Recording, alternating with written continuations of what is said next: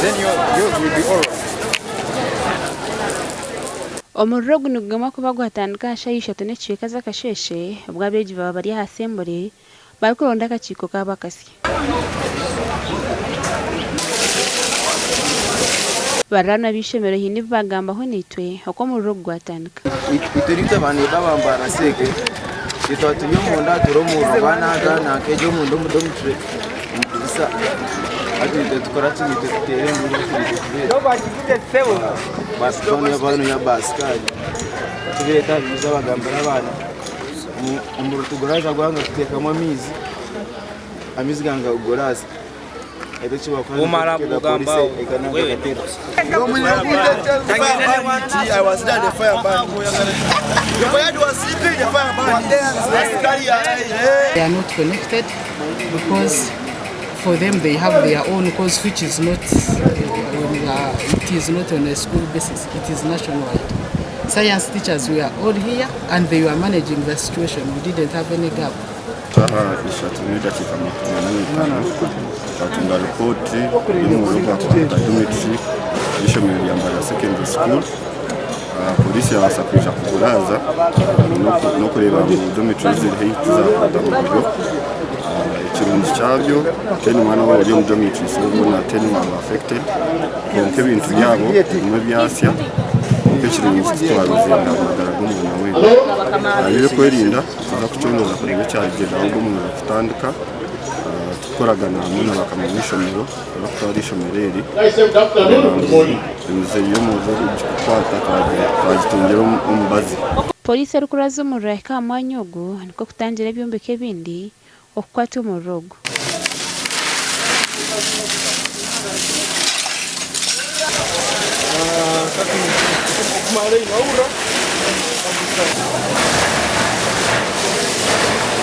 the senior 1 senior 2 nabwo bakuru b'ishemerero basibura beji abarukushomana bataha kugira ngo batahiroho kace okusiro kubanze rwesandere kwija obo bari korebe cyo gukora. As we request that the scholars exit. Okay? We just go home. We shall let you know when afterwards is a Friday. By Monday, we energy.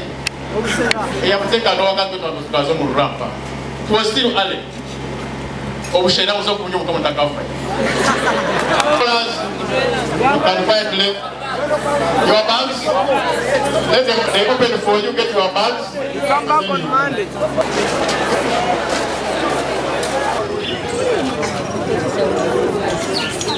Omugandi ayituru kugambere ebi ishomero lya government lya Kikorongo Seed School omurwengo rukumirwa mahina polisi bayima yabeji kwesharinga bakashisha bintu nyamwinji ebishemereri ogisireho no kubinga bamwe aha bashomesa nayenga mbera evide kubayisi abaine mpisembi no obango babaine obutari bumativu konsonga je bakutemu emisango jawe naye abayisi bo bagenzera mbatariko kuba ebirawuli ne computer n'ola n'abazikubye okusinzira ku mbere badewo bito kuchondoza nikoreka ngo abeje abantu bachera kuraza amatara omukushoma kw'ekiro ninga prep na winter ehabweje bari kwegombera kushitama nabishiki ngo bashome science etari ya burijo ensonga yo kubirije mwampadde babawula abalenzi basome boka abawala basome boka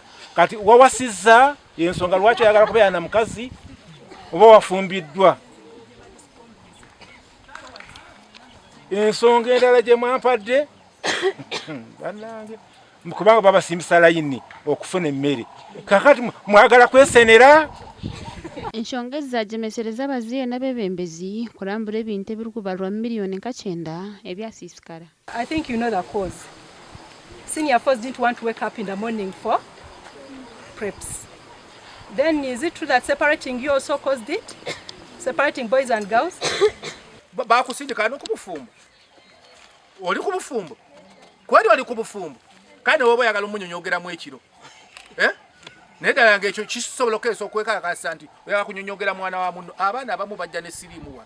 Ishomero habeje bari kurenga 5 konka harebukaho bake okugira ngo binji bababesherekere. obuhati ishomero ryona ryetoyirwe byokwerinda. Aha bwa TV West, Susan Charles Sima na Sandeke William.